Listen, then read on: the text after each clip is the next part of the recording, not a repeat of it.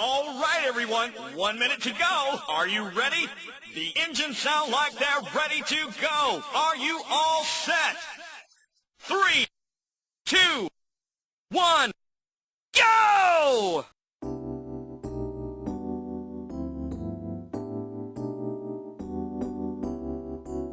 He's the one for me, and there's no place I'd rather be. Yeah, yeah, yeah. To the finish line, everywhere you look, he's right on time. With a silent stare, raging through the open air, he's without a care.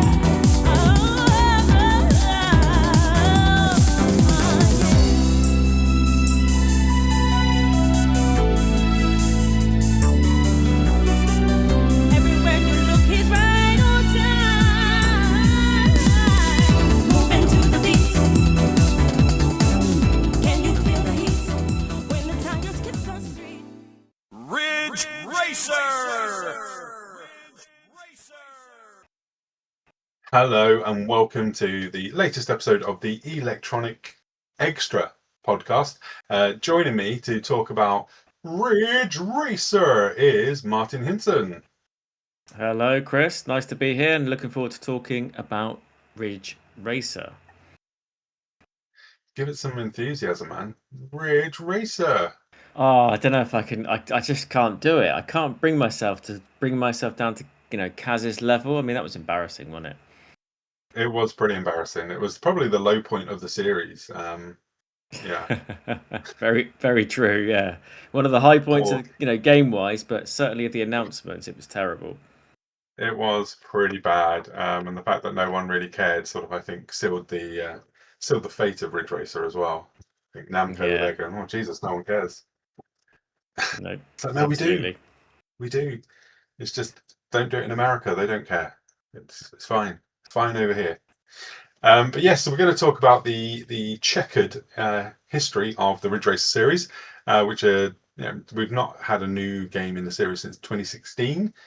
Yes, there was a game released in 2016, but yes, it's had a 33 year nearly, isn't it now, since the original Ridge Racer in the arcade.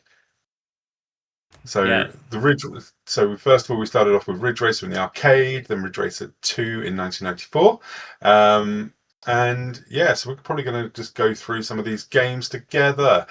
What was your first experience of playing the original Ridge Racer, Martin? Were you a PlayStation first, or were you an arcade first, then PlayStation? Arcade first for me. I'm from the south in Dorset, in Bournemouth, and we had quite a number of arcades in the area. And Ridge Racer appeared pretty much as soon as it was released. I think it was late '93 in Japan, and I think it came out in the West in '94. I can't remember to be fair, but I played it in '94, and it was absolutely mind blowing. I already loved things like Virtua Racing and Winning Run, the sort of polygonal arcade races from Namco and Sega, but Ridge Racer was just unbelievable, and it mixed together things that I loved, electronic music and just driving really fast cars. It was fantastic. Yeah, same. I was an arcade first as well. I played it at the Trocadero in London, probably in '94 as well. And yeah, I do remember playing that and Daytona around the same time. Even though I loved Daytona, I was more drawn to Ridge Racer due to its soundtrack. Same. I mean, Daytona it felt more of a spectacle. It was so impressive, and it's a great multiplayer racer as well. But Ridge Racer thematically was just more my style, and the music you mentioned is already brilliant, and it's like Daytona's style is so different, and I think it works really well self-contained within it. But like the music in Daytona, I just think's rubbish. But it works. There's like one good track. It works within Daytona, though. That's what I'm saying. I like it in the game, and I wouldn't change it, but I'd never listen to it out of the game. Whereas with Ridge Racer, some of the tracks I would listen to out of the game. So Yeah, same. I absolutely agree. I did find that like playing the arcade game recently, I got the arcade archives release of it, and I couldn't believe how much more difficult it is than the PlayStation version. It And is. then It like, is. oh yeah, it's Yeah, designed to take your money.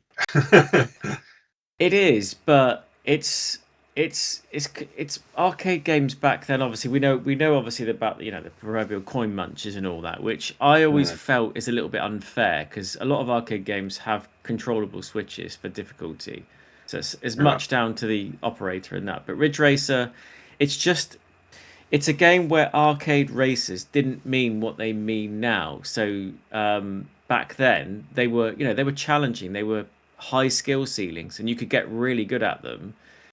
yeah, And whereas now arcade races is about just drifting in stupid situations, but back then it was still a very technical game. So yeah, it's yeah, and hard, but it's doable. yeah. That's the thing because I learnt.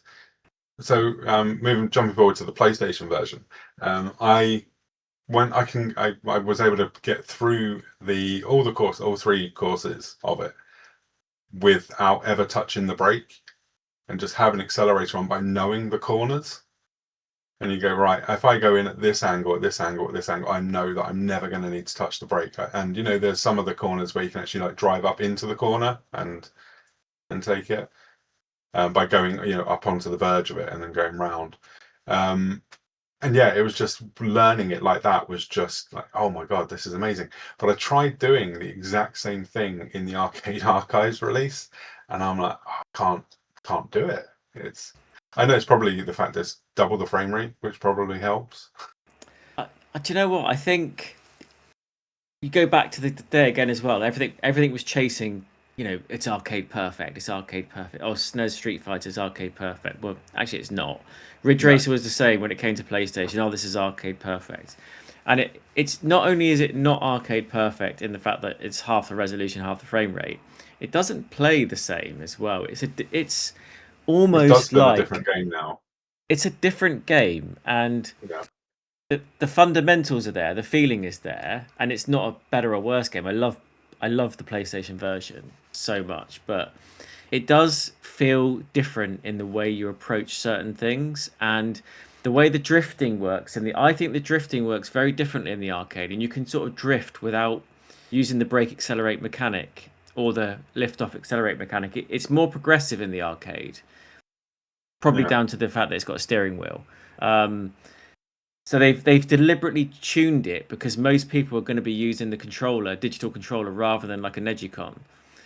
And it yeah, it true. was it was tuned to perfection. But on the flip side, when the arcade version finally came home, even myself, who's good at the arcade version and played it quite a bit, even in the last few years, and the PlayStation version, it was like you. I found it really hard to get used to it on the controller.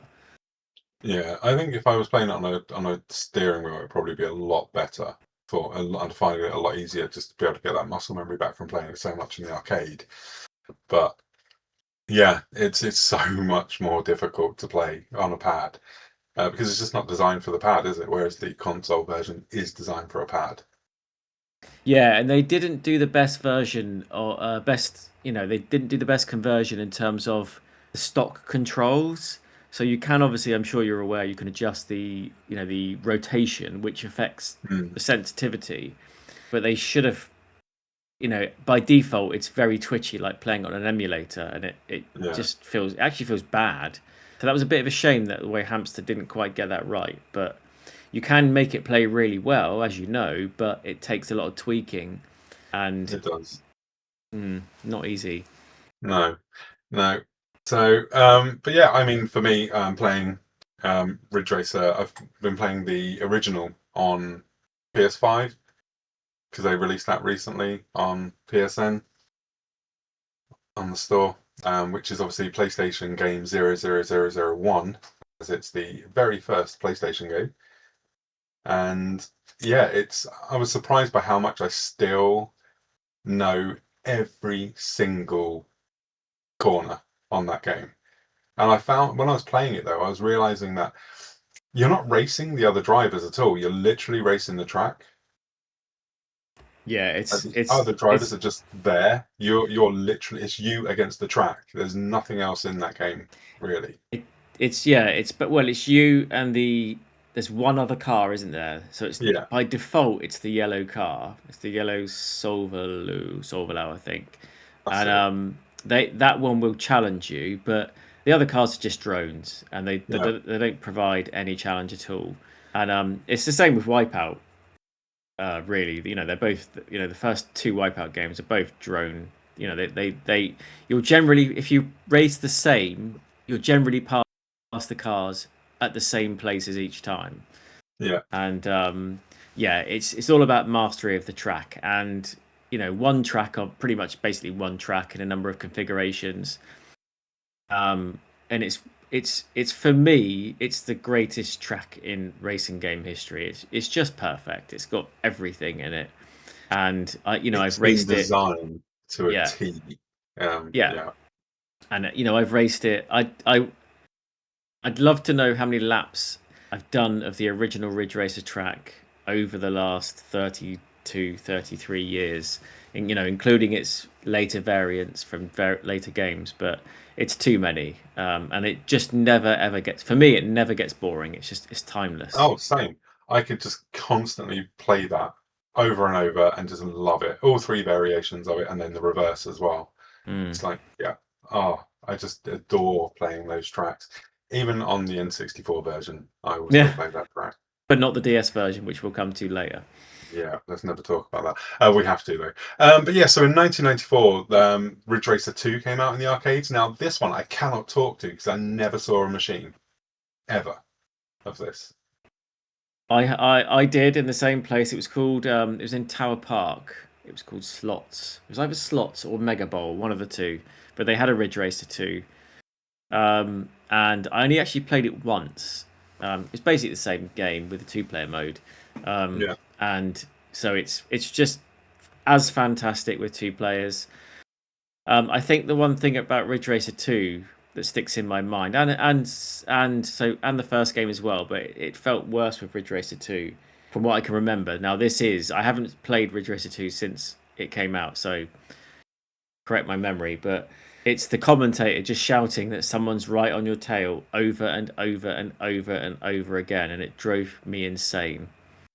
it does because I watched some gameplay of it on YouTube, and he says that all the time. Every time you overtake someone, he says that, Yeah, and you're like, "Well, and yeah, of they course you're right adjusted on it my for tail. I've the just overtaken PlayStation. them." Yeah, and they adjusted it for the PlayStation version, and it only ever said it once in an entire race. Yeah, But yeah, fantastic. But it's just more of the same. It's the same thing, but two player. yeah. They did give us the song "Grip" though, as They, well. yeah. To be fair, I was just thinking as soon as I said that they did add a load of extra tunes, Yeah, and and you know, remixes as well yeah. of the first game, which would later be in Ridge Racer Revolution on the PlayStation. Mm. Because and yeah, we'll get to that as well. So next up is Rave Racer. Now this one I have played quite a few times in the arcade, Yep. and We had this I in. Go on. I was going to say I thought that this was a huge leap forward over the It, original. yeah, it felt. It's one of those where they were smart in keeping the original track in, but it felt a big graphical jump, didn't it? It felt like they'd really got a handle on the 3D engine, and Yeah, and they put they inclines in as well, which yeah, up in the original. the course is crazy, and I Yeah, never felt that they. I remember when the PSP version came out. We'll come to that later, but obviously the excitement was having the Rave Racer courses in there, and they were just never as good as they were in Rave Racer. yeah. Rave Racer is really good, really really good, and it's obviously the forgotten gem of the series. But as we know, it's just been announced for modern consoles. So that's just fantastic. Oh yeah, I can't wait to play it again. I haven't played it in so many years. Yeah, same. I think for me, it's more than 10. Yeah, mine's definitely more than 10, probably close to 20, I think. Mm. Because the last time I played it was in Whitley Bay in an arcade there, which would have So been about 2004 or something. I remember in '96, so the PlayStation was out by then, and I had one. I was lucky enough to get a launch window PAL model, and I became really good at Ridge Racer because it was just it was perfection, and I learned fairly quickly that you could spin the wrong way around a corner, and I I was down the arcades with my friends, and there was this guy there that was a friend of a friend, and he was boasting about how he's the best at Ridge Racer, and I just kept quiet, and my mates were like, no, Martin will beat you, and he's like, no way, absolutely. So he challenged me to a race, and so I raced him on the original track because I hadn't played enough of the new tracks yet anyway, and neither had he, to be fair. And on the last lap, I pulled in front of him, and on the last corner, because it was it's the like the novice track on, without the extra section, and I'm in Oh front yeah, of him, yeah. and I just spun the wrong way around the corner, and it was Oh no. so funny, and he didn't know you could do it, and it was just brilliant. I pulled it off, straightened up, and won the race, and it was just one of those. It's Oh probably nice. my greatest moment in gaming, So, I got a handshake. I never saw the guy again after that, but I got a handshake and like a fair play, and we just enjoyed the rest of the evening. It was good fun. That is awesome. But yeah, I love that. And the first time I heard Euphoria in the arcade, I was like, oh my god, this track is amazing. I can't wait to play it, like hear this on my home PlayStation. But alas, but there were two home versions that were like, well, one was rumored and one was announced, but neither came out. And that's for the N64. There was meant to be a Rave Racer, and on PC as well, which they had it running, but it sadly just never came out at all. Yeah, big shame. Just any port would have done. Yeah, yeah, I kind of think that, yeah, I would have liked to have seen it on the N64 back then. That would have been great as well. Yeah, but and you kind of wonder as well that had that happened and been successful, we might have actually seen Rev Limit as well. Yeah, yeah, You know, which did look so good and mm, promising as well. yeah, Such a shame. But on the PlayStation side of things, we did get Ridge Racer Revolution the same year in 1995 as Rave Racer. Now, Ridge Racer Revolution, because I'd never played Ridge Racer 2 and I'd never seen a machine, and obviously there was no real way of looking it up online back then, I assumed it was just a port of Ridge Racer 2 from the arcade. But obviously now I know that it is like a completely different game, and it's original. It's the first original home version of Ridge Racer. And yeah, I still really love this game as well. I've probably put as many hours into this one as I have the original, which is a lot of hours. Sometimes I would just, because I really love the soundtrack for Ridge Racer Revolution, because it's got a lot of the tracks from Ridge Racer 2, which are, I think, like really, really solid tracks. And I would just do, you could do the time trial unlimited on Ridge Racer Revolution. So you yep, just can yep. do like infinite laps.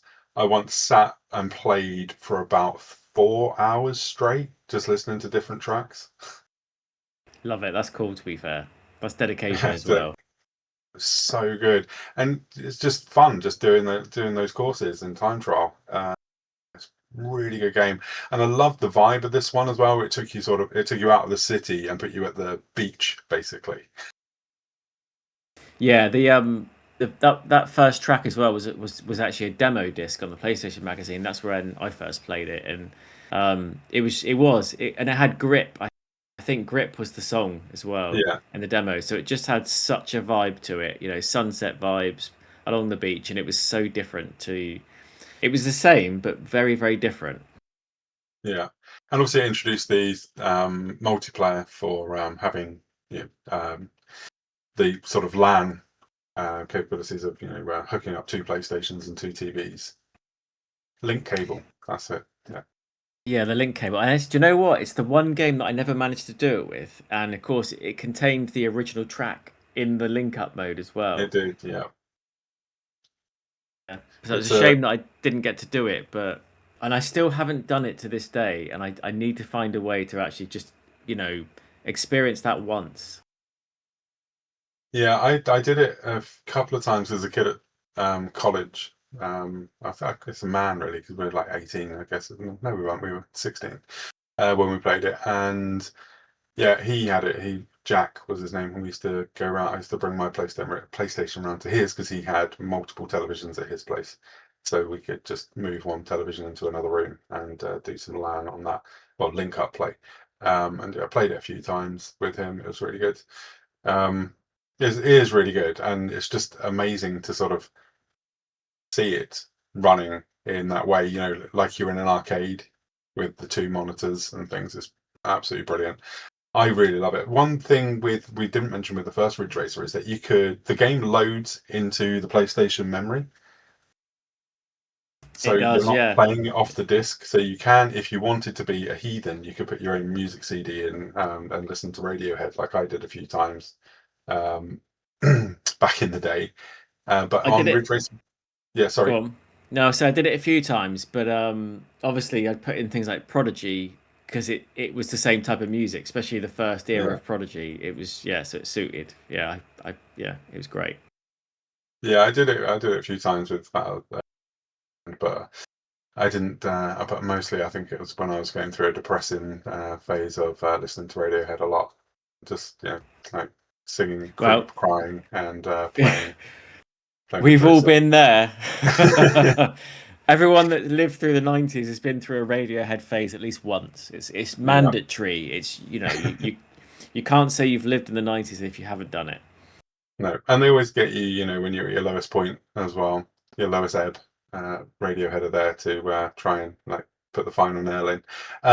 Let's probably move on to something less dark than that. But Ridge Racer Revolution, you could do the same as well, but you could only do it with the basic track, with the novice track.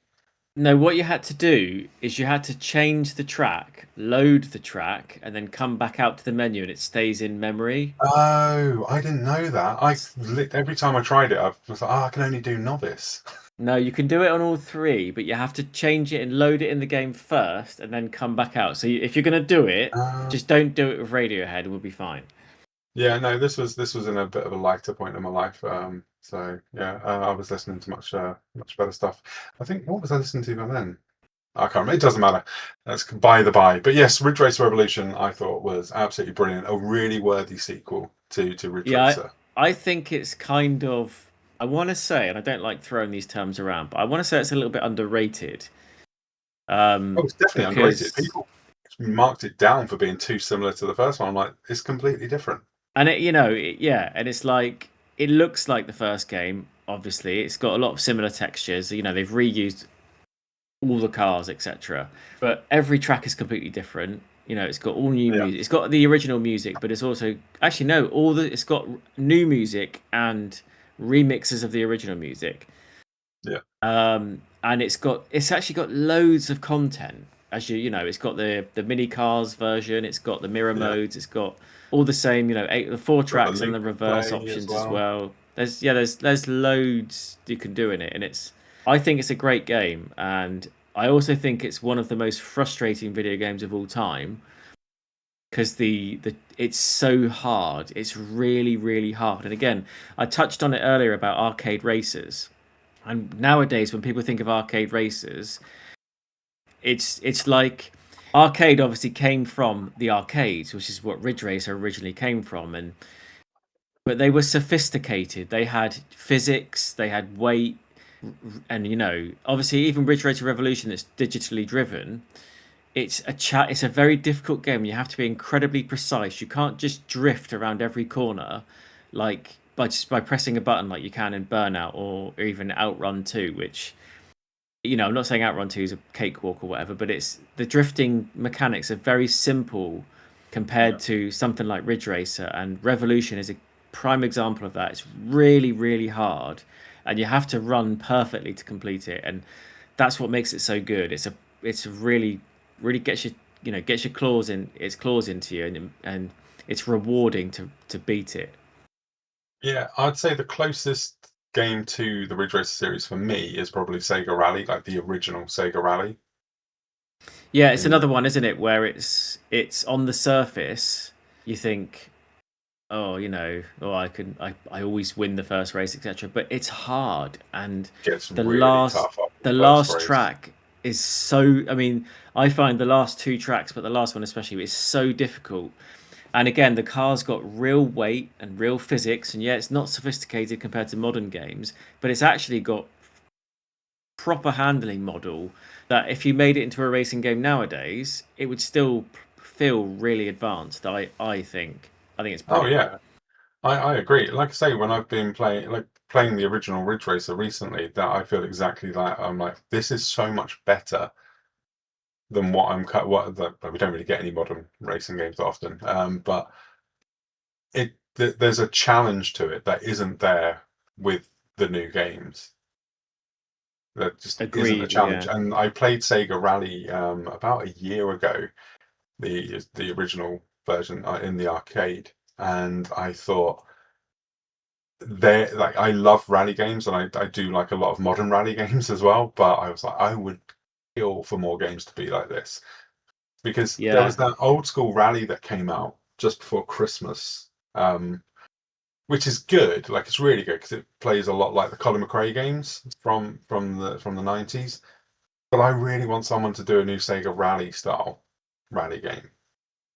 Yeah. I mean, we talked about that on the Power Drifting podcast. Myself, Tom, and Jazz. And Old School Rally's fine, but I actually think it was detrimental because it was too similar to Colin McRae Rally, and I'd just rather play Mm, Colin McRae Rally. So yeah, I think if someone makes a new Sega Rally, it needs to be a proper Sega Rally, or just make your own game. But I would yeah, also love to see an arcade rally game with the sophistication of Sega Rally. yeah, yeah. I agree. I agree. That's what I mean. I don't want it to be Sega Rally. I just want it to be that style of game where you are, and again, it's like you are against the course in Sega Rally, because that's what racing is, right? If you look at F1 or you look at real rallying, you yeah, the biggest challenge is especially in rallying, yeah, it's the only thing, it's the course. But with F1, it's like you have to, like, the drivers learn the course before they do anything else, you know? And that's what a really good racing game is. But I don't get that from a lot of modern games where, you are learning the course, especially with something, say, like the Forza Horizon series, right? Don't get me started. um, yeah. I think it's hard to get these games right. I know you don't like it, but I really like DriveClub for its courses, for the track design. I thought they were really good, especially there was some in India, I think it is, and they have got some absolutely amazing track design where you are definitely racing the track. Yeah, Drive There's Club is a one, game that I should like, but I appreciate the things about it that are good. And like you said, it is in all essence a proper arcade racer. yeah, And you touched on Forza Horizon and games today. The problem with games today, without meaning to go too much of a rant, is every game is designed so you race on one track and then you move on to the next one and you move on to the next one and you move on to the next one, and it's content over, it's content over quality at the end of the day. yeah, And people feel, I think, maybe, I could be wrong here, but people feel like if they're not moving on to the next thing within sort of 20 minutes, they're bored or they've had enough. I don't know if that's really true. I think it depends on your mood and the type of game you fancy playing. There's room for both, but when you played old arcade racers and old racers in general, you would get, the first time you play a racing game back in the day, back in the 90s, for example, you would not win, even if you were yeah, good at it, because the course will, if the cars don't screw you over, the courses will screw you over, because you have to learn the nuances of each turn, and that doesn't happen now. There's a rewind function, and that it's almost like, you can't fail nowadays, and like developers are almost scared of making people fail.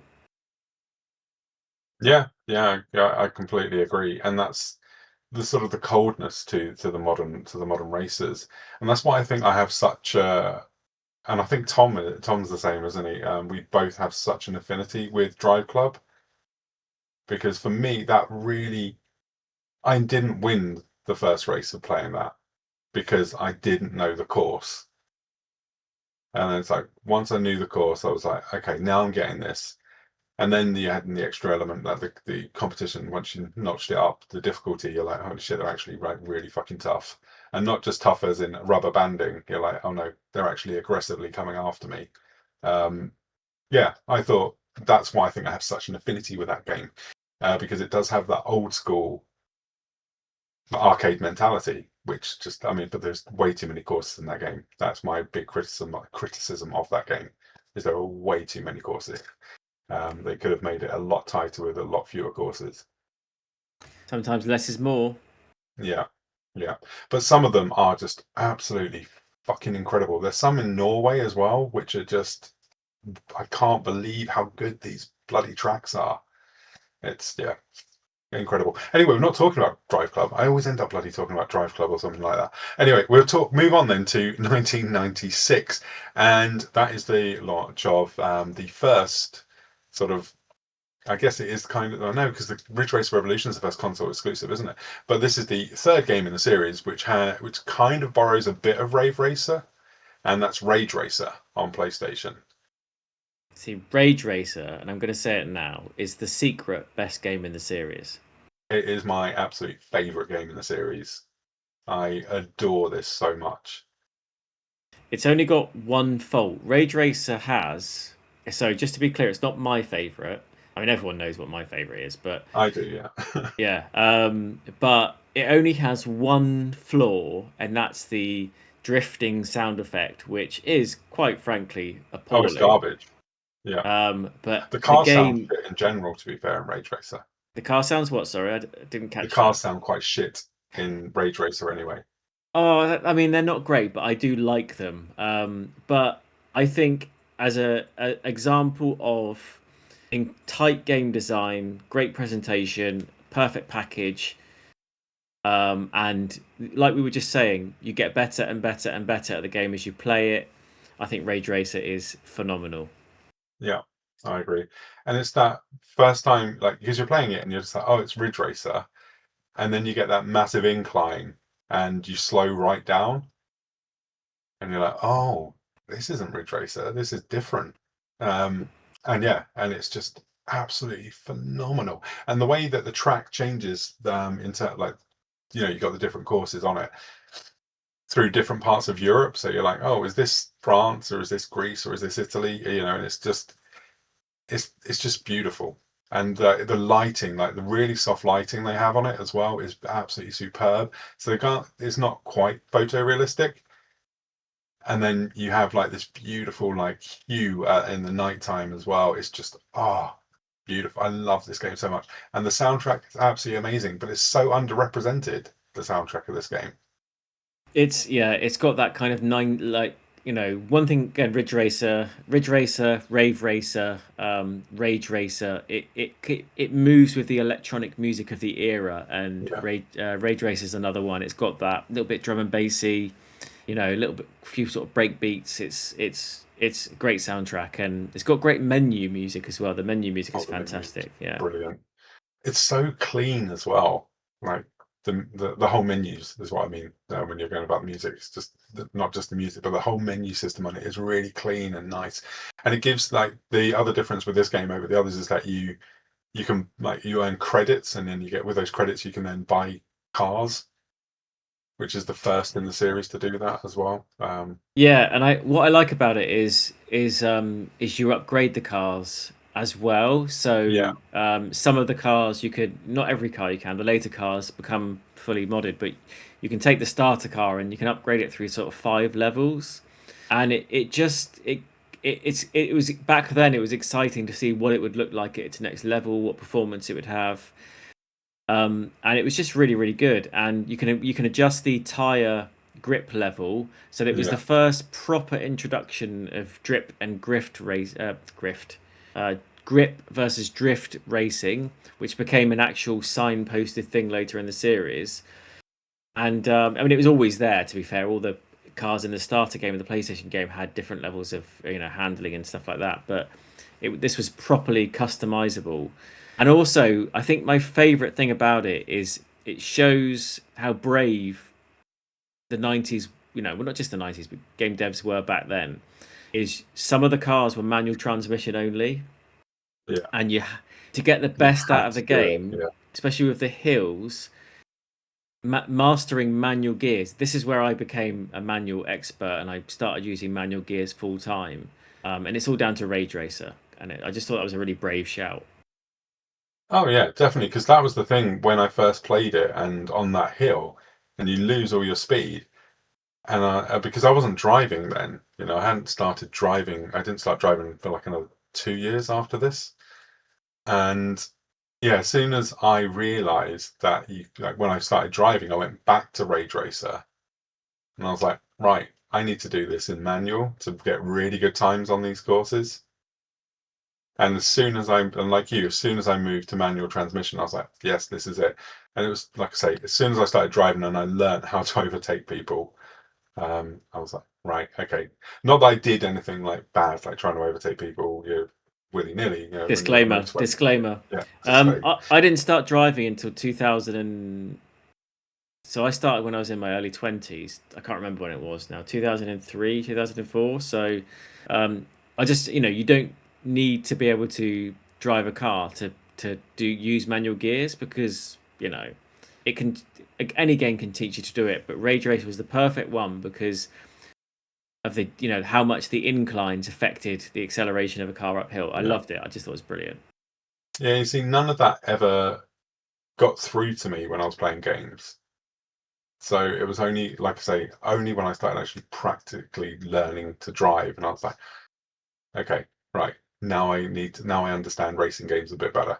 Especially when I first played the first Gran Turismo as well, and I was like straight away into manual, because I think it was around the same time I got my license, was when I first played Gran Turismo. I was like, right, Yep. manual, here we go, and I was much better at playing it with that. Manual the way. Yeah, I agree. I agree. Especially when I'm playing a rally game, I do not. There's some where I played it and I forgot to change it to manual, and I'm playing and I'm like, fuck me, I'm losing so much time off this bloody race now that I'm gonna have to go in and do it with manual. But yeah. Anyway, that's so that was Riiiiidge Racer, and then in 1998 or 99 over here, it was R4 Ridge Racer Type 4, which has the most awesome soundtrack that you could listen to at a dinner party, I'm going to say. I've got 3 copies of it, the soundtrack. That wasn't intentional, but I'm going to get rid of obviously a couple of the older ones, but I've managed to acquire 3 different CD copies of the soundtrack. To be fair, it's that good. I don't feel bad about owning 3 copies. The soundtrack's just that good. Yeah. And it's one I have put on with other people in the house, and they've like when I've had people round. This is like in the 2000s, I think it was, and I just put the CD in and started listening to this thing, and they're like, "Oh, what's this music? It's really good. It's like jazz, but also a bit house." And I was like, "Yeah, this is a soundtrack to a game." It's arguably a top 10 game soundtrack of all time. It's so good.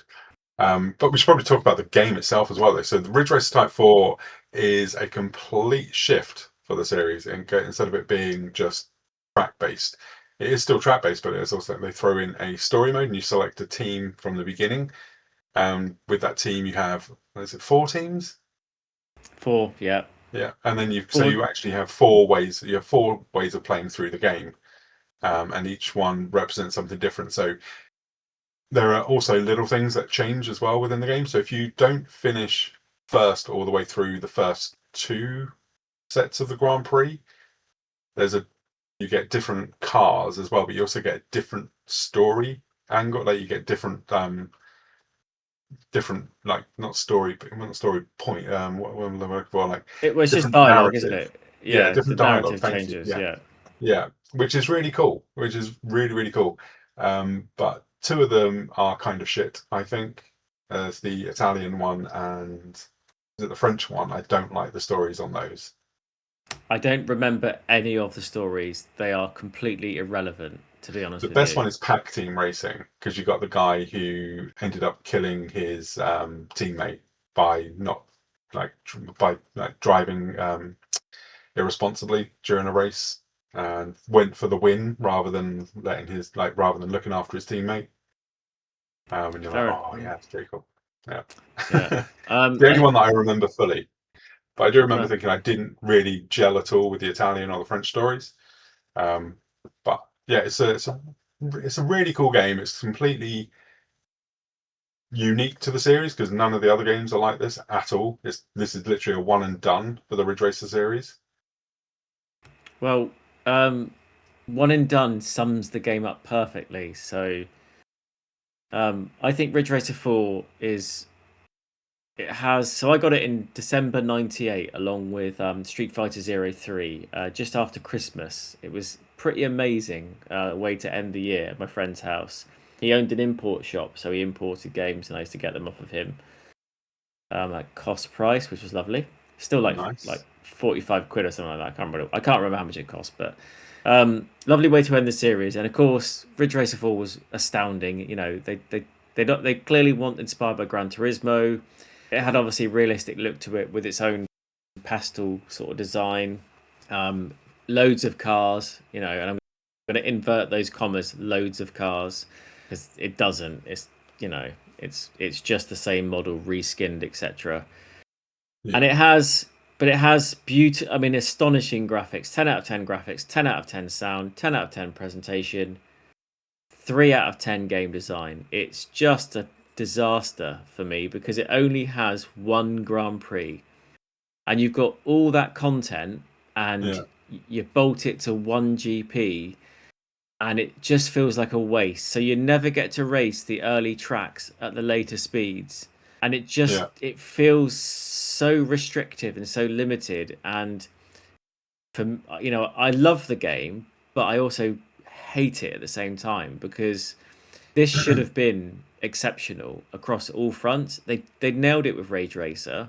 They should have taken everything they did with Ridge Racer 4, spread it across the Rage Racer design, and it would have probably been the best racing game ever made. And for me, it just I don't play it much because I don't have a reason to play it, because you just play one GP, then okay, different car, different team, and just play the GP again, and it's just it's such a missed opportunity, and It is. annoy. It is a massively missed opportunity.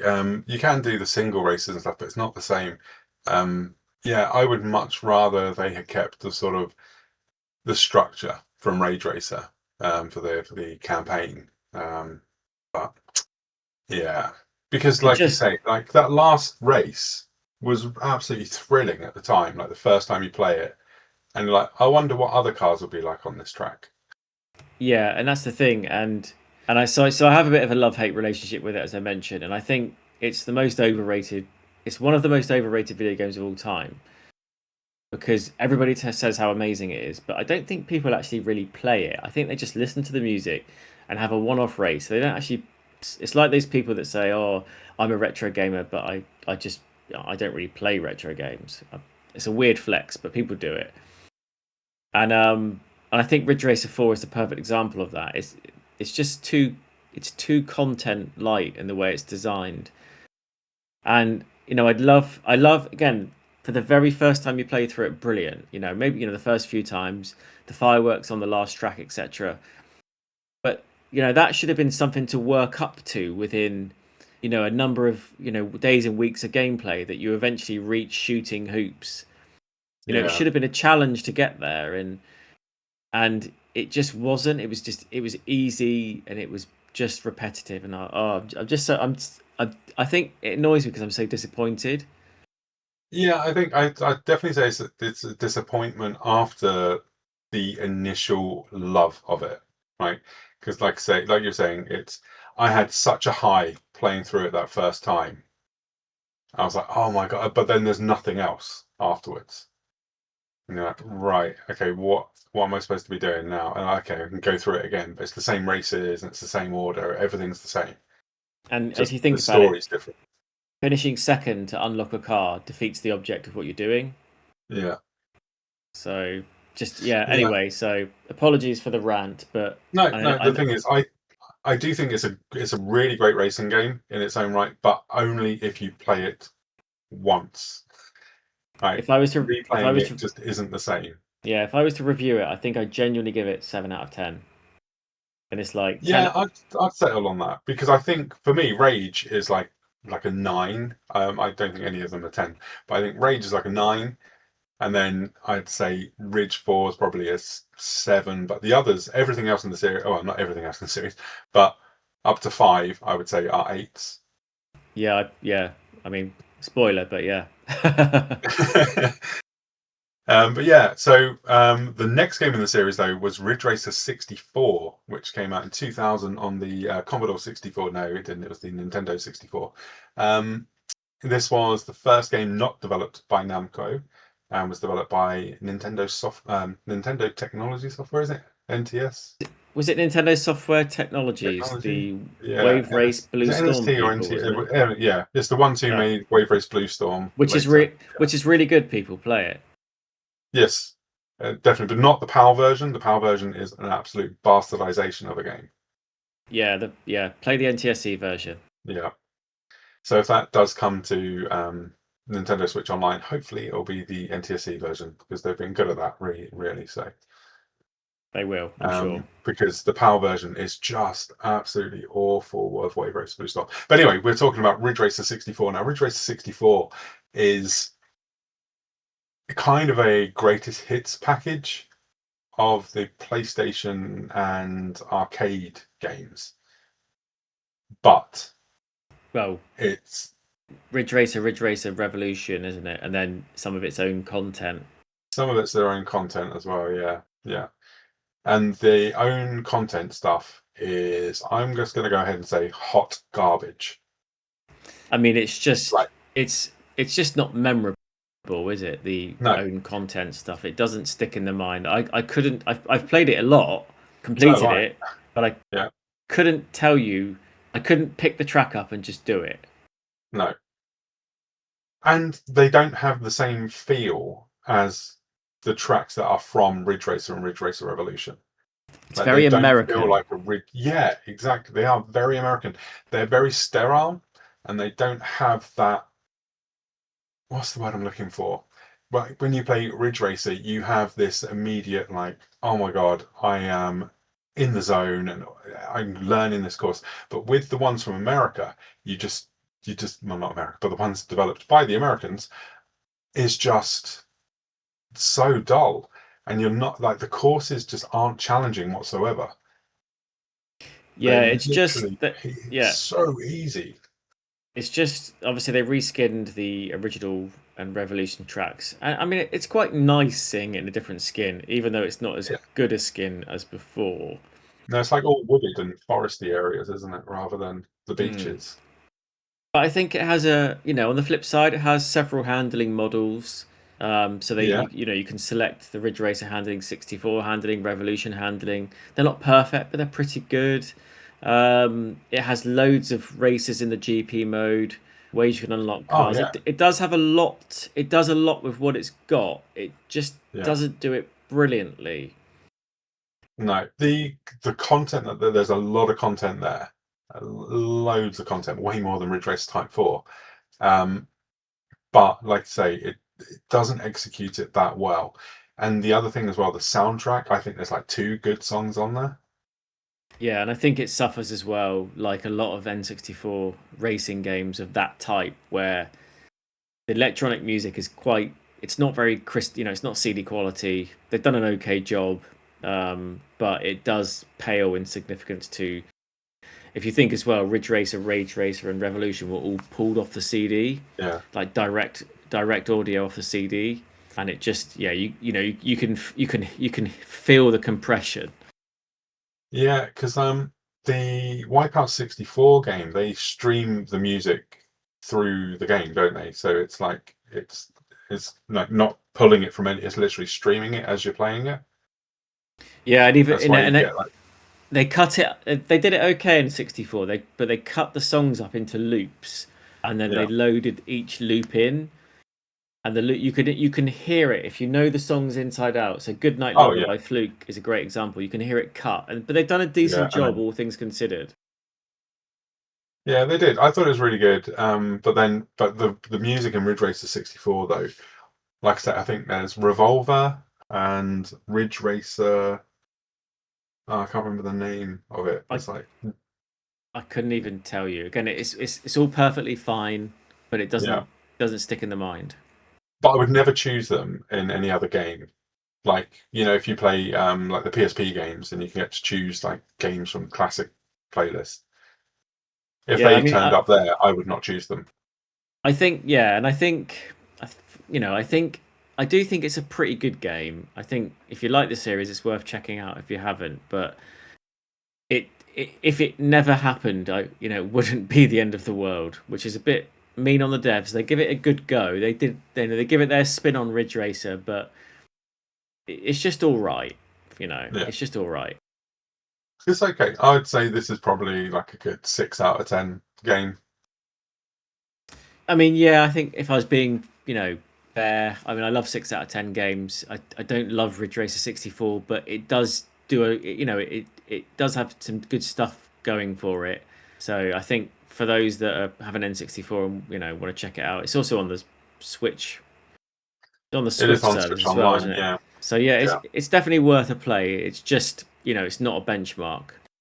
No, and I do like the fact that they managed to make analog control in the original Ridge Racer tracks, Yeah, which is and nice. I think it's it's nice to see that because obviously we had it with a Negicon, but not everybody had a Yeah. Negicon, did they? So No, I could never um, get the hang of the Magicom. no, it wasn't for me. I tried. I really tried, and I tried with the one that came with Ridge Racer Type 4 as well. Do you remember that one, the disc thing? The JogCon, yeah, I mean again, Yeah, nice idea, but it didn't really work. There wasn't enough feedback on the stick, and yeah, it should have been a single controller rather than a two-pronged controller, I think. But yeah, it was all right, but it didn't really work. yeah. I concur. So let's move on to the next game in the series, which was also released in the year 2000, and this is a launch game for the PlayStation 2, and it is Ridge Racer 5, or Ridge Racer V, if you will. Yeah, I think this was all right. It's not bad. Not the PAL version, though. Yeah, so for me, I walked into the video game centre in Bournemouth, which was another of a few import shops we had back in the day, and it was playing on their Sony Trinitron, and I was like, no, I don't want that. I'm not interested in a PlayStation 2. I've got my Dreamcast. The Dreamcast is, obviously amazing, etc. I was like, no, I don't want that. It's rubbish. Not interested. And I remember talking to my mates, and I just kept glancing over at it, and I knew the owner of that. I'm still friends with him today, and his name's Martin as well. And he's like, "Oh, you want it," sort of thing. And then suddenly, I think I lasted about 3 months, and I bought a Japanese PS2, like early summer of 2000. Ridge Racer 5, Driving Emotion Type S, Street Fighter EX, and Fantavision. And for me, Ridge Racer 5 is incredible. It's my favorite game in the series. I love how it returned to the original game, the original track. I think the art style is perfect. The menu transitions are perfect. I think the lighting is astonishing. Especially, it's the best looking game in the series at night. I just think Oh it's yeah, incredible. definitely. Yeah, and it suffers a little bit content wise. Obviously, it doesn't have a lot of hugely original content, and it's stripped back car numbers from Ridge Racer Type 4. And of course, aesthetically, it's quite different to Type 4. I don't really pair them off against each other because I think they're both totally different vibes. Um, Yeah. and But I just think it's got great GPs. It's got 4 GPs, 5 if you use the maximum mode. You race the tracks in all different configurations in different speed classes. And even though it doesn't have many cars, all of the cars are completely different to drive, and you can feel the weight of them. You can feel the way they're set up, sort of front engine, rear wheel drive, forward drive, mid engine. It's not Yeah. simulation, not even close. No, But but it's it's just it's my favorite game in the series. I'd still only score it 8. You mentioned it. I'd only score it 8. Objectively, it could do more if it had more time in development. But I think it's incredible. I was as wowed by this as I was when I first played Ridge Racer when I played it on the PS2. Like seeing the graphical leap again, I was like, wow, this looks incredible. Just seeing like the original track again, but looking like I've never seen it look, Yeah, I was in love with this game. I sadly bought the PAL version, but I didn't know any better at the time. I was happy with it It and was still played it it was loads sped until I up. could get my yeah.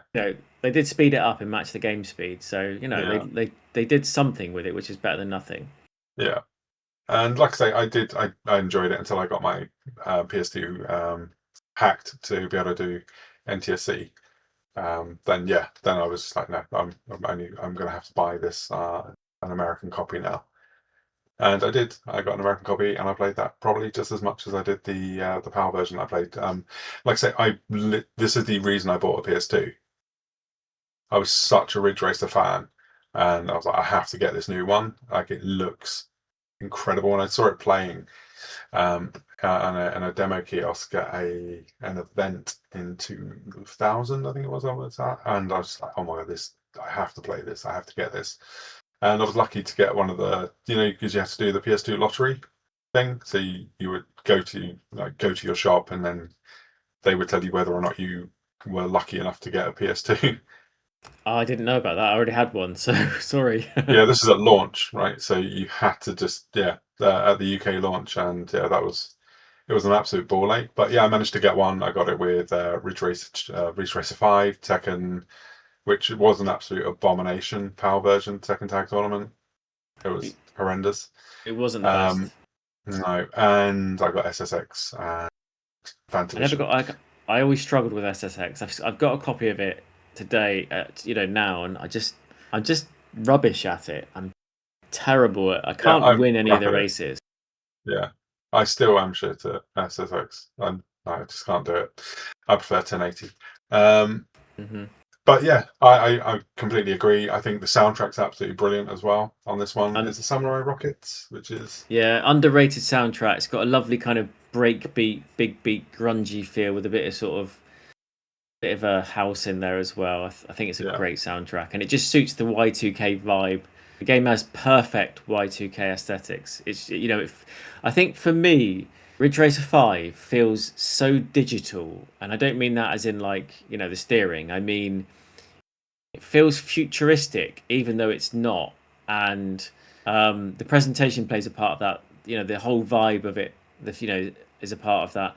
But I know a lot of people criticize the graphics because obviously it's a little bit jaggy, but it's got a lovely shininess to it, and everything feels reflective. The cars are so reflective, the buildings are really reflective, and the way the light bounces off the bodywork, I just think it's exceptional, and it's a shame they didn't have a bit more time with it, or there's a thing where with the graphics, they corrected the graphics of the Western versions of Tekken Tag to remove the jaggies. They just smoothed it over, and it's on one hand, I think it's a shame they didn't do that for Ridge Racer because, if you were, I'm pretty hardcore on this game. If you could have bought both versions, like the Japanese versions and the American version, to have two slightly different looking versions, but I don't know, a bit crazy. But I think the glowing brake disc, the sparks off the underside of the car, the Euphoria track that plays at nighttime. Oh my god, yeah. It's just perfect, and it is. And it just needed, a little bit more time in the oven to have a bit more to it to be the perfect racing game. But it's my favorite. But stepping back, I also appreciate that it's not quite perfect. Yeah, I completely agree. I think, like I say, I think it's a solid 8 out of 10 sort of game. I like it just as much as I like the original 2 games, or 3 games, if you include Rave Racer. And yeah, I do think there's some absolutely brilliant racing in that game. Like, absolutely brilliant racing. And again, it is you and the track, and I adore Ridge Racer 5 very, very much. So Ridge Racer took a little bit of a break really. So in the next game in the series, it wasn't actually a game like a proper Ridge Racer game. It was R Racing Evolution, which was like their kind of sim-like game, but wasn't really a full-on sim game. It was, that awkward middle ground between sim and arcade. Simcade, they call it nowadays, don't they? Yeah. But this was one of those where I bought it because I wanted to play Pac-Man Versus. Yeah, that's And supposed to be amazing, isn't it? it is amazing. It is so good. And that was the only reason I bought R Racing, because I was like, if I want to play like a proper racing game, I'll play it on one of my other platforms. I'm not going to play it on the GameCube. Yeah. And yeah, and I thought, well, I'll get it anyway. And I played it a little bit, but I just didn't get on with this game at all. I thought it was pretty dire. Yeah, I mean, obviously it's got a story mode, like a proper cinematic story mode. Yeah. It's quite good. The handling doesn't know what it wants to be. It doesn't feel like Ridge Racer properly. It doesn't feel like a sim game. It's just a bit weird in that aspect. Quite nice graphics, some nice lighting. Yeah, it's got It some lovely feels, lighting. but it feels like, whereas Ridge Racer 5 in 2000 stood out big time because it was stylish. Ridge Racer 4 was stylish. Yeah. Rage Racer was stylish. It This feels looks like every our other racing racing, game. our Racing Evolution just feels like a generic racer with some good Yeah. music and sort of decent presentation. It's going against the wrong type of games, and it just doesn't quite work. It's fine. It's a fine, perfectly playable video game, but it's also really forgettable. Yeah, it is. Like, I completely forgot about it, that I'd even bought it. The only reason I was like, oh yeah, that's how I got Pac-Man Versus. But yeah, I just didn't find it was a very good decision to do it that way. So they put Ridge Racer really on ice for a bit, and then in 2004, we got 2 new Ridge Racer games. One, well, I'm going to say new in quotations. So Ridge Racer DS is a port of the Nintendo 64 version on the Nintendo DS, which was a launch title for the DS. And this one introduced touchscreen control to replace the analog, but you quickly realize this is shit, and you go to the digital D-pad and you play it that way. And then you're like, this was made to be an analog game. I'm massively under or oversteering on this. And it's not very good. Yeah, I mean, it's all right. It's like a rubbishy port of the N64 version, which isn't a very high bar to start with. The N64 version is worth playing. It's all right. Yeah, It's pretty definitely good. play The the N64 N64 one, but not the DS one. The DS version it's just not worth your time. Don't bother. No. Like you said, the analog doesn't work because there's touchscreen. The DS touchscreen is amazing for touchscreen games, but not for racing games. It's just don't do that. It's just silly. Yeah, Move on. absolutely insane. And I just wish, though, one thing I would have liked with this game is if they had taken the bottom screen instead of having the steering wheel there when you're playing it digital, is to have had like a rear view mirror. Yeah, although they probably That wouldn't be able to would have been draw cool. it, would they? The DS probably wouldn't be able to draw the polygons. So. No, true. But that was the only thing I was like, oh man, that could be really redeeming of this game.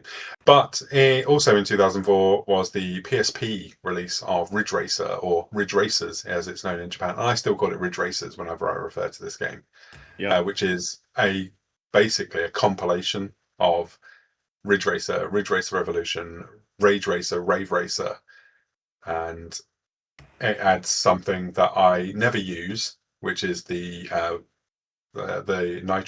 nitrous. Ugh. Never use it. I've never used it in my life of playing Ridge Racers, and I've played this so much because I bought it obviously at launch with my PSP and Wipeout Pure. And Wipeout Pure is great. Yeah, and I loved both those games so much. I played so many hours that I actually broke both of their UNDs. Because I played, literally made them break. The shell, the little plastic shell it came in. They are fragile, though, to be fair. Yeah. But even so, still. But I played them so much that they actually wore down like from being used so much. Yeah. So I had to repurchase them, but I got them digitally instead, which is nice and easy to maintain. But yeah, Ridge Racers is I think it's phenomenal if you don't touch the nitrous. My experience with this one is interesting. I mean, so 2004, late 2004 is when it came out in Japan. Yeah, I got it in Wandered into the 2005. video game center. Sorry? I was just going to say I got it in 2005. Yeah. So I went into the video game center again in Bournemouth in 2004, the end of the year. I can't remember when it was. I think it was December. And they've got PSPs in from Japan, and I'm like, I'm not interested in this. I don't really like portables, and it's going to be great, but I'll grab one eventually. And then 20 minutes later, I've handed over 400 quid and I've bought a PSP value pack with Ridge Racer and Lumines. And I mean, it's probably the most jaw-dropping piece of technology and software combined ever. I think seeing Ridge Racers on that PSP in 2004 was unreal, and I took it to work with people not interested in games, and they were just blown away by it. The console itself was stunning. It felt it had such quality of build for the time. The screen was amazing. The graphics were amazing. And it was just mind-blowing. And I played Ridge Racers to absolute death and loved it to pieces. But I also think that Ridge Racers is the death of the series. And it was, for Ridge Racers as a product on its own, it was perfect. Perfect for the portable, perfect to pick up and play, a compilation of all the previous games. But it became the design for the rest of the series, and the handling is so boring. The fact that you can just endlessly drift, and it was perfect for the portable games, but it just became the way it was, and I got every game played identically to Ridge Racers afterwards, and the essence of Ridge Racer for me was lost. So I really like it, and I think it's a really good game, but I kind of never want to play a Ridge Racer like that ever again. I just hope if it ever comes back in a new form, it doesn't play like any of those later games. But yeah. So this is the thing. I still play Ridge Racers regularly on my Vita, right? Just because it's one of those games that I will just just go back to, because it's just the easiest way of me being able to play Ridge Racer. But I still have a copy of Ridge Racer 6 and Ridge Racer 7. I never go back to them.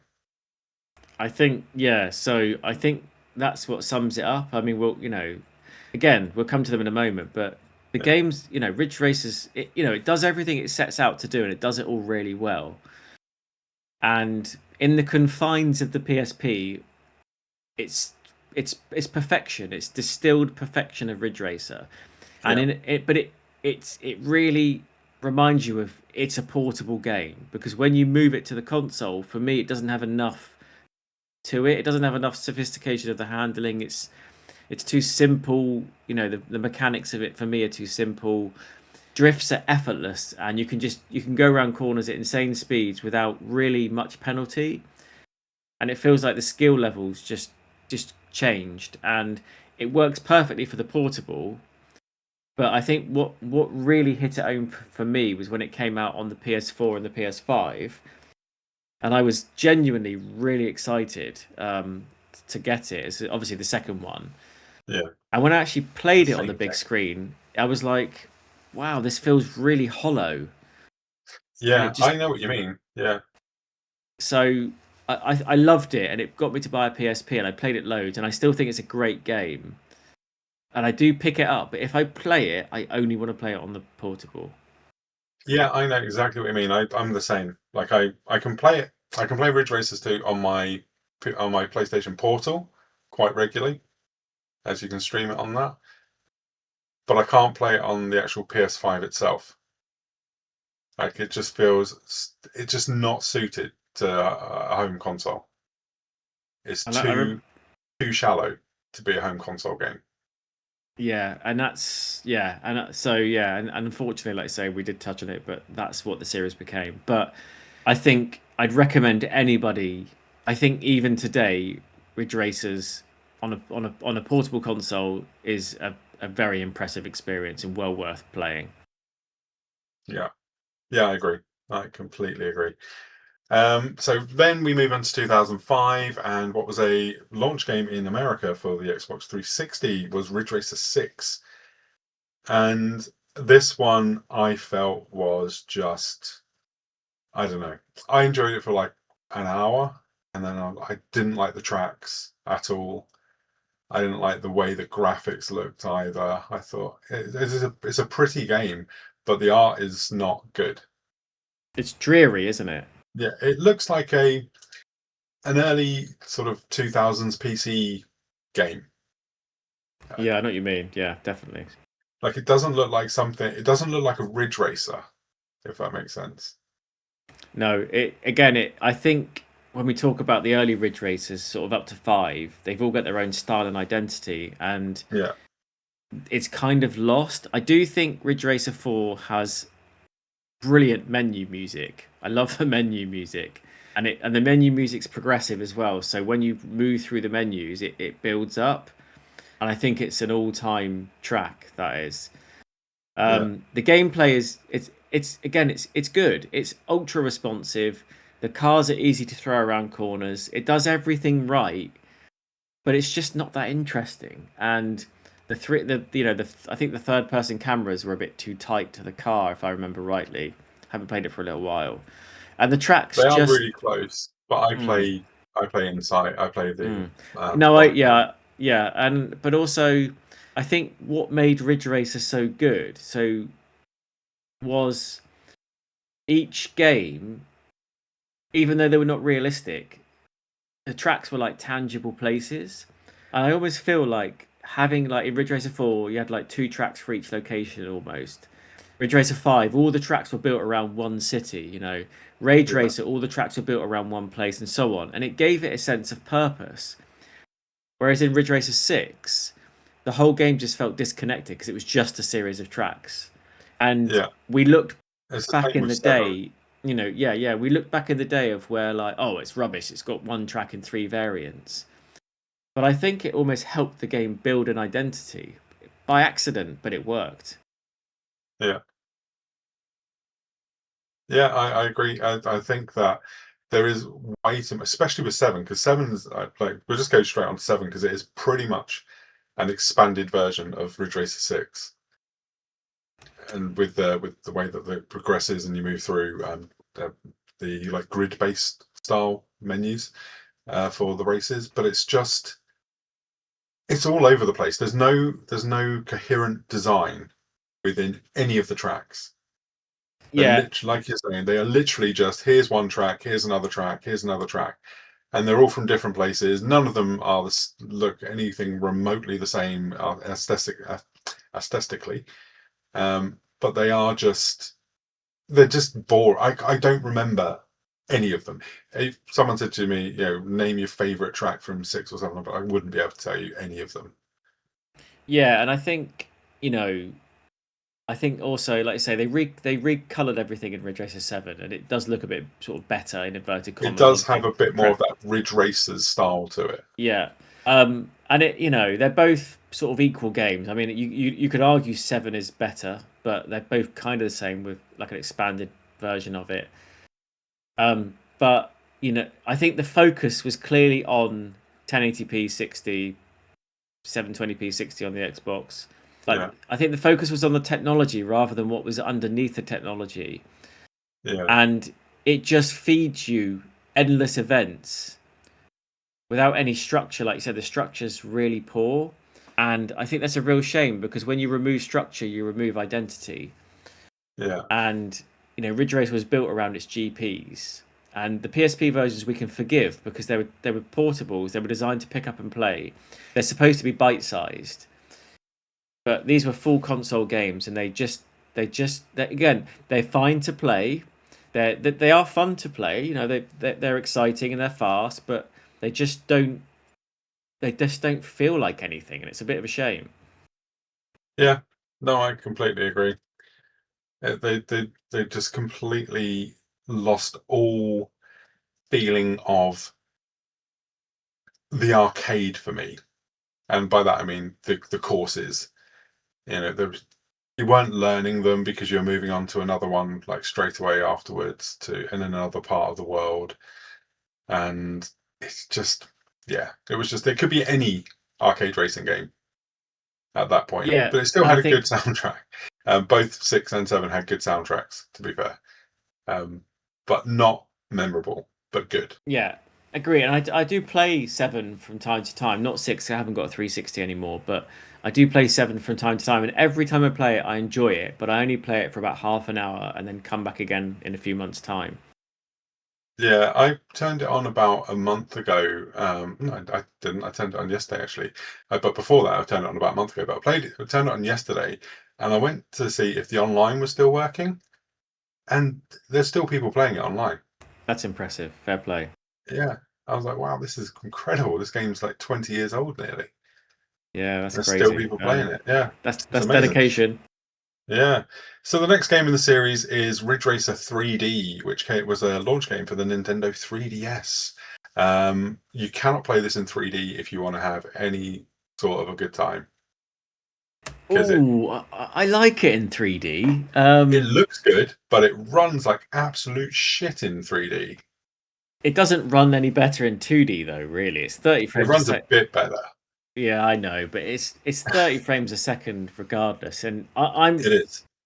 I'm a I'm a fan of the 3DS's 3D. I love how it looks. It's got a Oh, I love it. lovely I think it's absolutely brilliant. shininess, and I'm a bit easy on it because of that. But actually, out of the later Ridge Racers, the 3D version though is my favorite one.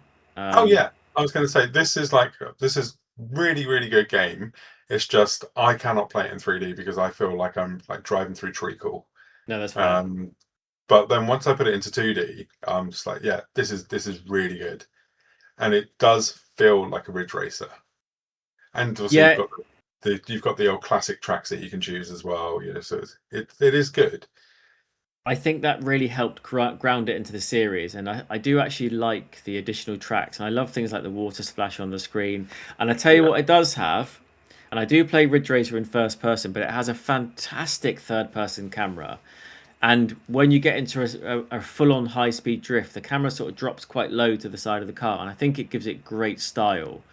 Oh And right. Yeah, I play first person, so I haven't seen that. yeah, I really like it, and when I'm playing the easier races, I will use the third person camera just to give it a bit more of a feel to it. But yeah, I think it's Yeah. a really good game. I think it's an I think it's underrated really good. Ridge Racer. Yeah, it's definitely the most underrated of the whole series because nobody talks about this one It's with got any reverence. great color palette as well, and it's got a good gameplay structure, and it feels challenging, and you're racing rivals and stuff as well, and it's got some unusual cars. Yeah, I like this one. I think it's good. Yeah, I do. I think this is a really good game. I like the fact that it's back into the sort of the more grounded thing of Grand Prix, Yep. which is great. Yeah, it's really cool.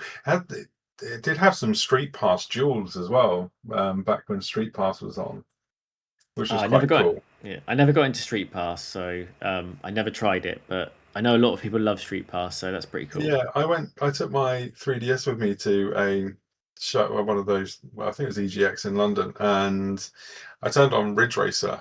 Um, and yeah, I got back and I had like 8 different ghosts ready to race. I was like, oh, this is great. That's pretty cool. Yeah, because I'd never used it until then, and I played that. And I was like, oh, this is fucking brilliant. But I lost in like 6 of them. I could not beat 6 of these guys. They were Wow. insane. Wow. And he never took his 3DS out again. No, this is the thing. This is the only 3DS cartridge I still own because as soon as they started making everything available digitally, I went digital on my 3DS. But they never put Ridge Racer on the eShop, so this is the only 3DS cartridge I still own. So it lives inside my 3DS because I Uh, don't have another one. So it's like, yeah, This will never ever leave my 3DS.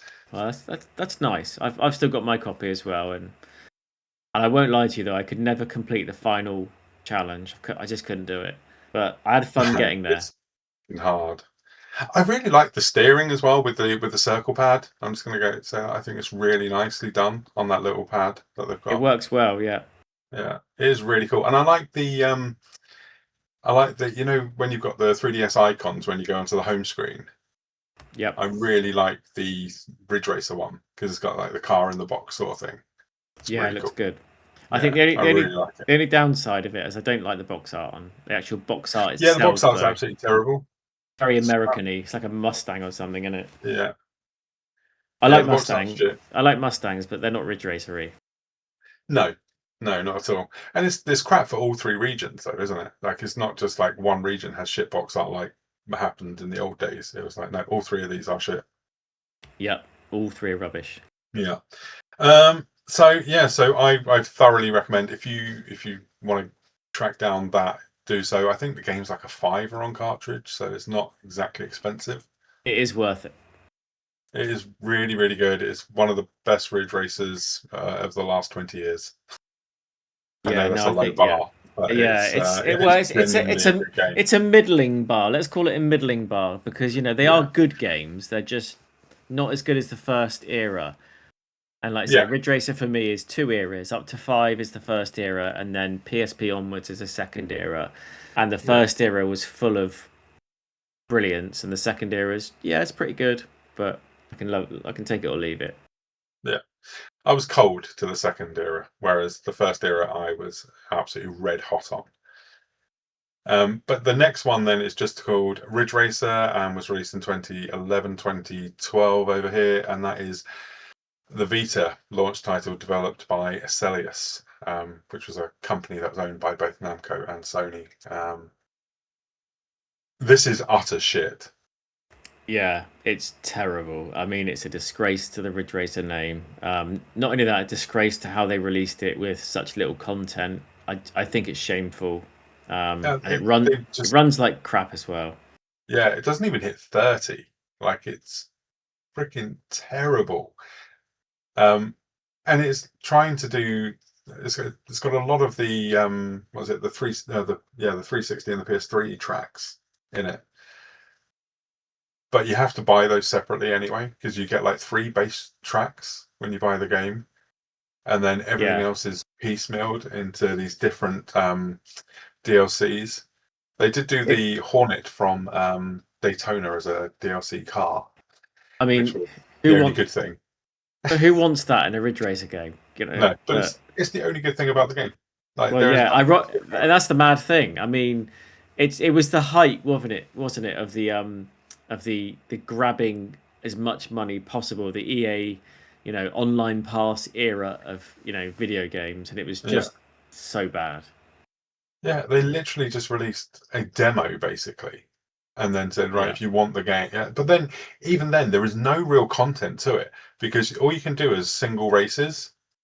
There's no Grand Prix, nothing. Like, and when you complete a race, there's there's nothing for you to sort of look at and go, right, okay, that one's done, or anything. There's no progression at all with this. It's absolutely dreadful. Easily the worst game in the series. Yeah, and to be honest, for me, it's one of the worst racing games I've ever played, and it's certainly the worst racing game I've ever played from a really high quality developer, as in publisher, I should say, really, but from a Namco, a Capcom, etc. Konami, Square, all these big guns from back in the day. It's terrible. It is. I can't believe they made this. It's just so bad. Like whoever's decision it was to kill the series with this, like how dare you? But yeah, it's absolutely dreadful. I love my Vita, I really do. But if you're going to play any Ridge Racer on it, you can just play Ridge Racers on it instead. Which looks amazing on the Vita. It does, it really does. But Ridge Racer does not look amazing on the Vita, and it plays like absolute shit. There's no content, it's rubbish. And so that leads us into there's 2 more games kind of in the series, not including the mobile versions. So the next one is Ridge Racer Unbounded, which is from Bugbear, which came to Xbox, PlayStation 3, and PC. This game is literally flat out meets Burnout with Ridge Racer branding. Yeah, it's actually quite a good game. It's good, you know. but it's not Ridge Racer. Yeah, it's. I mean, it's a fun game, but yeah. I don't understand what they were trying to achieve with this, because on its own merits, it's actually a fairly solid racer. It's decent fun. It's that kind of destruction era, like Split Second, where everything was like, oh, let's make everything bombastic, Motorstorm and all that. And it's a perfectly fine racing game, but by tagging the Ridge Racer name onto it, and there are some cars and stuff in it, I think it hurt the game. Because as a Ridge Racer fan, I'm like, why are you selling me this crap? So I didn't even give it a fair chance, because I'm like, this is not Ridge Racer. And when I played it, I was like, actually, it's pretty good. I like Flat Out, so it's good. And Bugbear are a really good developer. They are. They actually made the secret second best Sega Rally game, which is the PSP version of Sega Rally. Oh, they made that.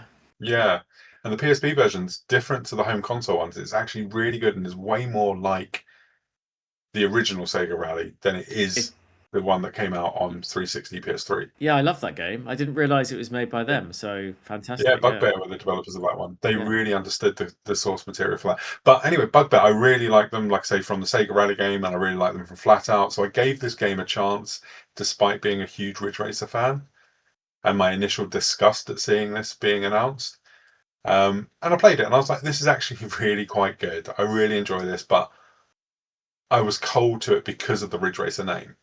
I'm like, this should be anything else. Just call it Unbound. Yeah. Or Unbounded. Flat Out Unbound. That would do, wouldn't it? Yeah. It didn't need Ridge Racer because it's not Ridge Racer. I know they call it's set in Ridge City. But it's not. I just think this was a massive mistake from Namco to publish this as a Ridge Racer game, because you're going to piss off Ridge Racer fans, so you're not going to get any cachet there. Yeah, they should have just called it its own thing, and it would have done so much better, because it is actually a really fun game. Yeah, there's a really good game in there. Yeah, I know. I agree. I quite like the game, but yeah, big mistakes. I just like the way the city pulls together nicely. Yeah. The destruction doesn't feel like it's a tacked on. I don't like Split Second. Sorry, people, but I don't like Split Second. Everything feels premeditated and just it feels like, oh look, again it's blowing up again. It feels organic in Flat Out. Bugbear make organic destruction in racing games, and they do it really well. And things almost happen randomly. And I think it's a good game. But yeah, as we said, worth playing. So if you haven't played it, if you like racing games, and you haven't played this because of the name, ignore the name, give it a play. I think a lot of people would enjoy it. Yeah, and I'm pretty sure that it's probably dirt cheap to pick up a 360 or PS3 disc. I bet it's on Steam as well. I bet you could pick it up for nothing on Steam. I'm just checking on eBay as we speak. Let me have a look. Because it is a decent game. But then this wasn't the only release of this game. So there was a MMO planned, which was called, well, not an MMO, but it was an online-only game called Ridge Racer Driftopia. And again, it was from Bugbear. And it only went into beta. And I played it and had it on my PS3 for a bit while it was in beta. And then they cancelled the game before release. But it was actually really good. You had a city full of other people, and it was just taking Unbounded but making it into a much bigger multiplayer game. It was actually really good fun, but alas, it never came out. But it would have come out on PC and PS3 back then. But I never had the pleasure, so that's a shame, because it does sound quite good. So yeah, it was. Sorry. Unbounded is about a tenner, up to about a tenner online, so probably get it cheaper than that, but well worth picking up. Yeah, definitely pick it up if you can, because like I say, ignore the Ridge Racer part of it and just enjoy a really good game from Bugbear. Yep. Yeah. That was basically the end of the series. There was 4 iOS games. So you had Ridge Racer Accelerated, never played this. Ridge Racer Drift, never played it. Ridge Racer Slipstream and Ridge Racer Draw and Drift, which was one where you drew the track, where you drew like how you're going to drive and stuff with your Oh feet. yeah, I remember that one. Yeah. Yeah, I do remember seeing that. I never played any of these, just out of spite. I It's I like, never had an Apple. I've never owned a single Apple device, so I've no way of playing them if they're all on iOS. some of them were on Android as well. But I bet you, out of everyone listening, and probably even you as well, you have not played the secretly worst ever port of the original Ridge Racer. Go on. I had, you know, the old Sony Ericsson with the orange, it's sort of like black and orange phone. It had like a Yes. little stick in the middle of the I of the had number pad. the Walkman phone. Yes, that's the Yep. one. Yeah. So I had one of those, My God, I remember and this. you could download Ridge Racer. You could. I actually Yeah, remember seeing this, but I haven't played it, but I have seen it being played. I played it. I bought it. Obviously, it was like £5, I think, which I thought was actually pretty good value for playing it. There's no acceleration or braking. It literally just auto accelerates. So Yep. you Yep. have to use the little tiny little that little joysticky thing that was on the phone and steer and hit every single wall because the frame rate's so bad. Yeah. But it looked really nice. Like the graphics were all there, and that tiny screen was actually really good for it. But yeah, I played that, and sadly that version is now lost to time and will never ever be experienced by anyone ever again. That doesn't actually sound like a bad thing. We don't need to No. keep everything. Yeah, Honestly, there's this but whole that preservation thing going on. We don't need to keep everything. Some things are shit. Let's let it go. yeah, but that's how much of a big Ridge Racer fan I am that I bought that. Fair play. Yeah, no, fair play. So that leads us then. So that's the end of the series. That is it. We are getting re-releases finally now with the Arcade I mean, Archives. the series kind of it petered out a bit pathetically, didn't it? But Oh yeah, the Arcade Archives was fantastic, you know, because it really showed there was desire for the series. yeah. And hopefully Rave Racer, I think Rave Racer is February 26th, which is also, I think, the same day as Tokyo Extreme Racer on PS5. It is. I can't wait for both. Yeah, and what a great day for, I know Tokyo Extreme Racer is a new game, but it's an old series. What a great day for those, you know, for those series. And Rave Racer in the home, I hope it does really well. I'll be buying Rave Racer. I've already bought Tokyo Extreme Racer. I'll be buying Rave Racer, and I'm really excited to play this. And I hope it does well, so we get more of them. Yeah. And it's bring some life back to the series. Yeah, and I'm hoping that this revival of not just having Rave Racer back, but like you say, talking about Tokyo Extreme Racer, right? Which I really love that series. So I'm so looking forward to this. I've heard nothing but good things from the early access on Steam, and people Yep. saying that it is exactly what you want it to be. I Well, say it's you just as in the royal you rather than you, me. Martin. Yes. Yeah. Thanks. I And worked he's it out, but thanks for clarifying. Yeah. In case you're there going, how do you know what I wanted? Yeah. But But I'm yeah. so excited about that. But this is what gives me hope is that Namco may see that there is this new desire, not just for like buying their old games, but also seeing stuff like Tokyo Extreme Highway Challenge or Highway Race, whatever it's called now, back and make them go, oh, actually, you know, there is a market there for bringing back our game. Let's just make a racing game that, and I know this might sound like a bit of an alien concept nowadays. Let's just make a racing game that's about racing. Uh-huh. You know, I mean, Tokyo Extreme Racer does have, to be fair, it's always had a bit of a story since the Dreamcast era. Yeah. But it's still a racing game, and 99% of your time is spent racing, and that's what makes it fun. Let's focus on what the actual concept is. We don't need endless open worlds to roam around in boards to knock over and prizes to find and characters to dress up. I mean, that's what Barbie dolls are for. Let's have a flipping racing game. Or Fortnite. Yeah, and Yeah. focus on racing. Yeah, I completely agree. This is why for me, like, DriveClub was like the last racing game I truly loved, other than not rally based, because I've loved the Dirt Rally series massively. But yes, I agree. I just want to play a racing game again. Yeah, and me versus the course versus, it's just, I want that.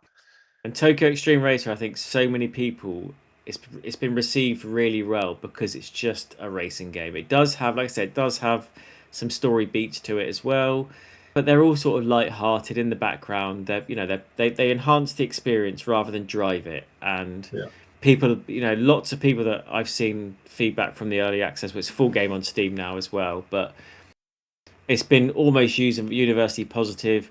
The physics aren't realistic. It's fun, it's exciting, and it's about enjoying, life on the track.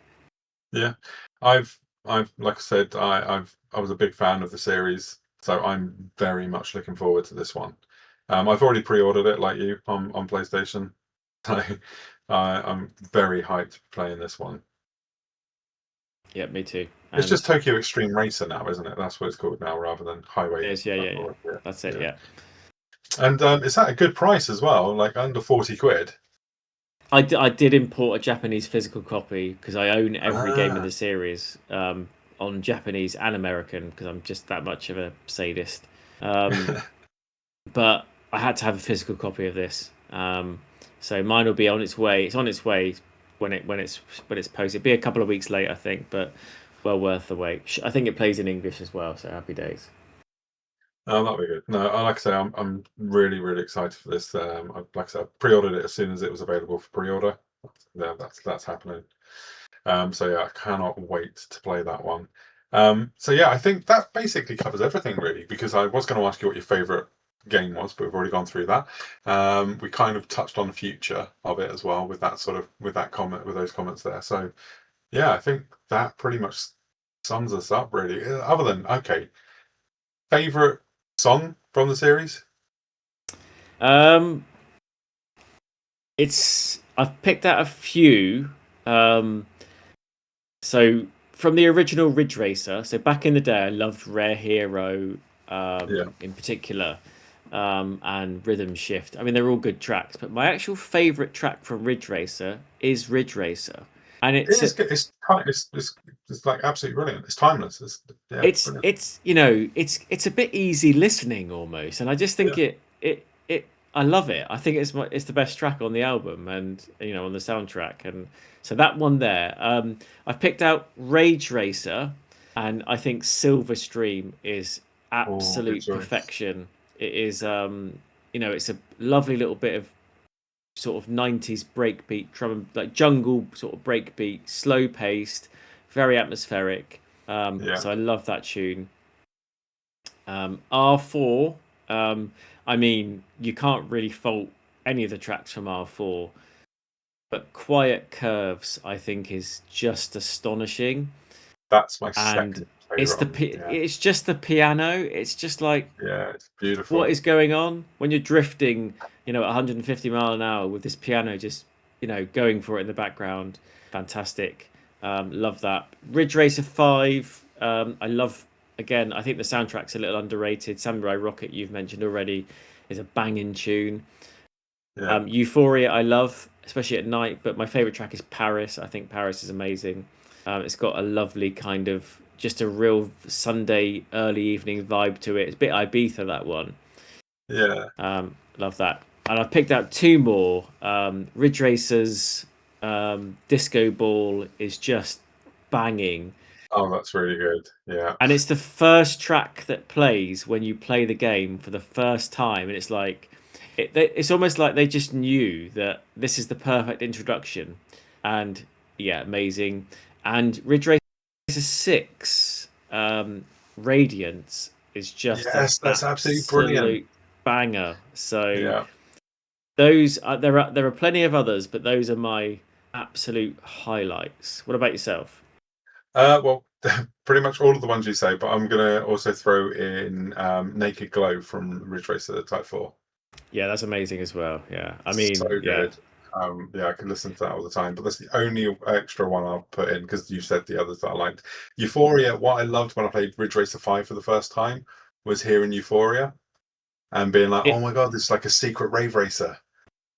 so also because I'm a bit of a nerd when it comes to stuff like this. I mean, the whole thing is nerdy, but it's with Euphoria. It's the way they use the hi hats, and it just gives you that digital nighttime sound, and it goes Yeah, perfectly with the nighttime because again, Euphoria plays. You can choose to play it, but if you don't, it will only play on the nighttime track, and it just yeah. matches it perfectly.